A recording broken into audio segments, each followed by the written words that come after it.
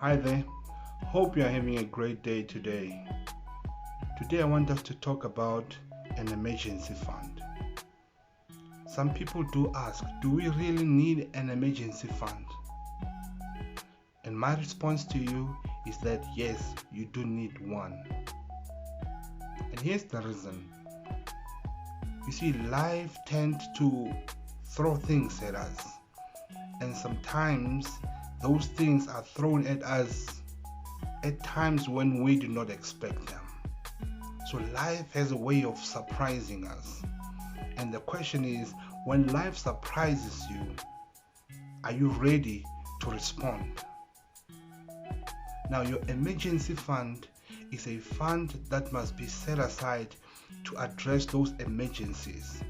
It must be set aside to ensure that it covers you or protects you against emergencies. For example, you get a car breakdown, or you get a puncture and you need to replace 2 tires here and now.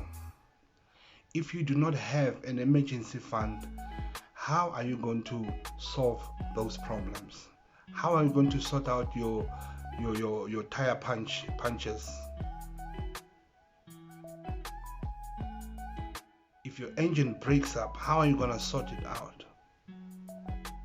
You need an emergency fund to address those incidents, because life is full of surprises.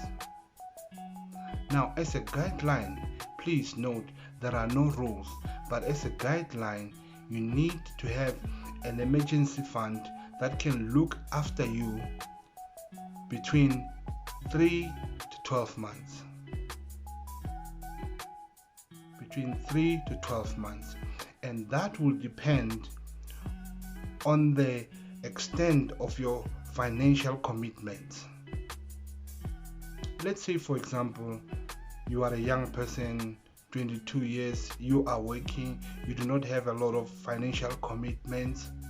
Therefore, your emergency fund should not be that big when you compare it to someone who has got 3 kids, he's got a mortgage, he's got a car finance, he's got a credit card, and he's helping his parents and relatives. Now, the financial commitments are too much for the person to have a small emergency fund. So a person with financial commitment that is too stringent, you will need to have a bigger emergency fund, so that when an emergency comes, you are able to pull from those resources and address the issue. A good example that I can give to you today is, if you were to be retrenched today, in the next 12 months, how are you going to survive? If you cannot answer that, then you know that you are not prepared for any emergency. But once you have an emergency fund that can look after you for the next 12 months, it gives you a peace of mind to such an extent that even if you are retrenched today, you know that while you are still trying to sort yourself out, get a new job, you have an emergency fund that can look after you over that period of time. Do you see how critical an emergency fund is? I'm not saying save 500,000 so that you can be secure.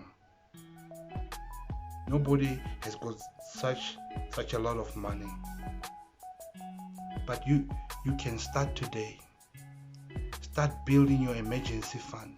Start putting money aside every month and work towards a target. If you're planning to have 100,000 as your emergency fund, work on it. Just put money aside every month, and as it builds up, you will ultimately reach your target of 100,000.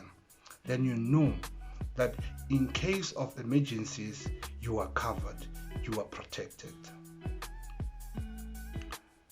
Now, another important thing that I need to highlight regarding emergency funds is that as and when you use funds from the emergency funds, it is your responsibility to always replenish it so that you maintain the 100,000 balance in your emergency fund.